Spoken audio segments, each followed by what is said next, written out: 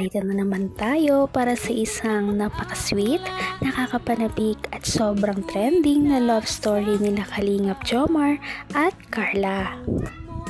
Ay aking makilala. Para sa pagpapatuloy ng ating love story ay nakakatuwa nga dahil pagkatapos ng kanilang mahabang alitan ay nagkaroon na sila ng pagpapati at ngayon ay magkikita na ulit ang love team na Jomar at Ate Carla. Sa pagbisita nga ngayon ni Kalingap Jomar ay parang napansin niya kay Ate Carla na parang iba na naman ang kanyang aura dahil parang may sakit daw ito. At meron ba nga daw itong sinat kaya naman nag-alala pa rin talaga si Kalingap Jomar. Sana nga ay maging maayos ng lahat dahil pagkatapos naman nila magpati ay may kasunod na naman talagang nangyari. Nagkasakit naman si Ate Carla. At ito na nga ang pag-uusap nila noong bisitahin siya ni Kalingap Jomar. Ang nice ko lagi. Tao po. Ba? Uy. Pasok po. Hello po. Ayos lang ba?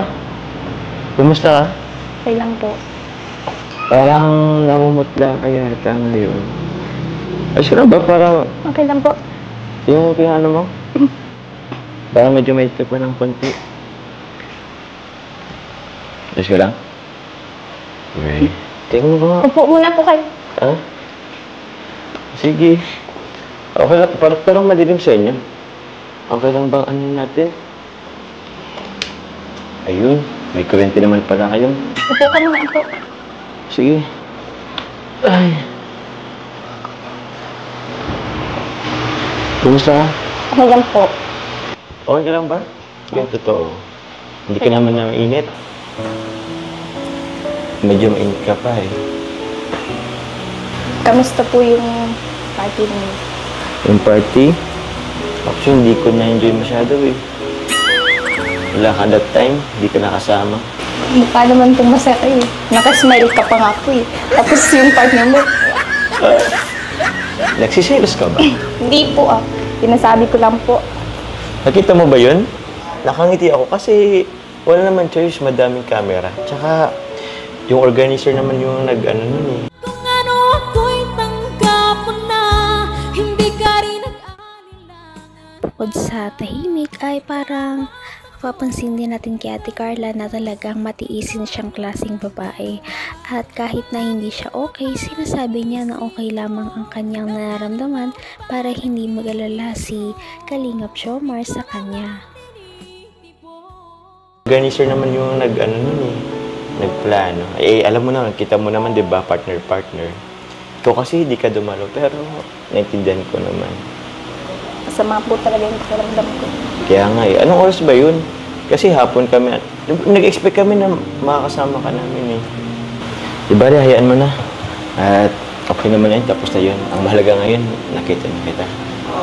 Ito pala, may akong dalang ano sa'yo eh. Bulaklak at, ayun, prutas. Belated Happy Mansari. Belated happy mansari dito po. Bakit ka tumata? May kasama ka ba dito? Ito, kasi, alam mo, mga prutas, kasi alam kong kakatapos mo lang sa ano eh, kakagaling mo lang din sa sakit. Ay, ano bang gamot mo dyan? Uminom ka ba ng gamot mo? Hindi. Eh, vitamins. Parang pumapayat ka yata ah. Wala ka ba kinakain dito? Hindi po kayo nabisita eh. Joke lang po. Eh, ikaw naman kasi, di ka nag-reply sa akin. Pwede naman pong bumisita kahit walang reply ah. Ay, grabe. Pinapakonsensya mo pa ako ay. Sorry na, kasi Naman ang bawat panaginip ko, ikaw lang ang tinitip. At ayun Ayun na nga, na-miss lamang pala ni Ate Carla ang kanyang ka-love team na si Kalingap Jomar dahil medyo matagal na nga silang hindi nagkita. Pagkatapos nila noong magkaayos ay medyo hindi na sila madalas na magkasama dahil din busy silang dalawa sa pag-aaral ni Ate Carla at ganoon din naman si Kalingap Jomar. Tayo na, may dala pa naman ako mga gamot sa'yo mga vitamins. Di bale, may surprise ako ngayon sa'yo. Ano po? Huwag mo nang tanungin. Basta sumama ka na lang sa akin. Pwede ka ba ngayon? Okay. Tara na. Alam mo, Carla? Namiss kita. Saya ko ngayon. Parang hindi naman po.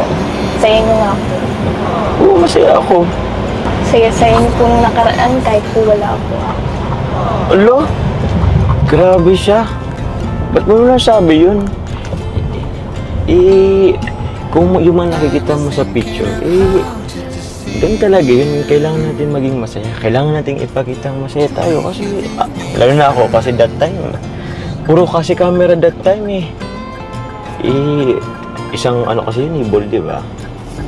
Kaya, Tamis din po kita. Talaga ba? Seryoso ba yan? Parang di ko naman in-expect yan Joke lang po tuloy. Uy! Oh, bro, Jay, narinig mo yan, di ba? Bisa ako ni Carla Ay, buti na lang. Alam ko pa naman, galit ka sa akin Kailangan nagtatampo ka sa akin. Hanggang wakas ay tayo ng dalawa. Palagi kang naman ang isip ko. Dahil sa stress na nararamdaman ni Ate Carla at sa parang pagiging matamlay niya dahil sa kanyang sakit ay ginala muna siya ni Kalingap Jomar at nakakatuwa naman dahil sa matagal nilang hindi pagsasama sa wakas ngayon ay magkakaroon ulit sila ng bonding.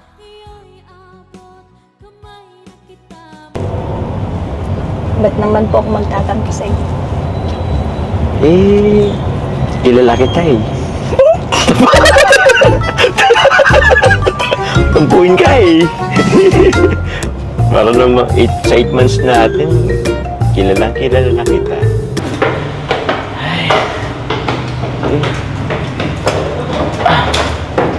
Excited na ako.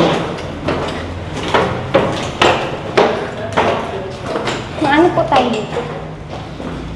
Secret. Basta, tas ka lang. Surprise na lang ito mamaya.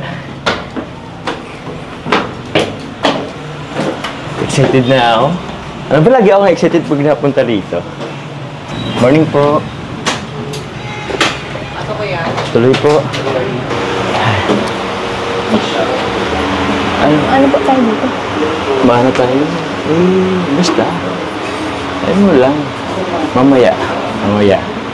Basta, relax ka lang. Kaya po dito. Tara na po. Huwag kang alis. Surprise na kita dito Basta hayaan mo lang. Basta mamaya, mag-enjoy ka na lang. Kasi, mansa rin natin. Yun. Late celebration nga lang. Pero, alam ko mag-enjoy ka at maging masaya. Ito nga ang kanilang unang date pagkatapos ng matagal nilang hindi pagsasama kaya nakakatuwa kung ano kaya ang kanilang gagawin dahil hindi pa sinasabi ni Kalingap Jomar kung ano ba talaga ang kanyang hinanda o plano para sa kanilang date ngayong araw at makapapanood niyo yan sa ating susunod na video. Kaya sana ito ay inyong abangan. Patindi na ng patindi ang mga pangyayari sa kanilang love story. Kaya naman sobrang dami talaga ang kinikilig sa kanilang love story at palaging nag-aabang. Kaya naman sana ay magkatuluyan din ang dalawang ito, si Ate Carla at Kalingap Jomar. Sana din ay patuloy natin silang subaybayan at suportahan para magpatuloy pa ang kanilang love team. Paniguradong hindi lamang ito ang ating aabangan dahil marami pang mga susunod na kilig moments na mangyayari sa kanilang dalawa. Yun lamang at maraming salamat sa panonood. Bye!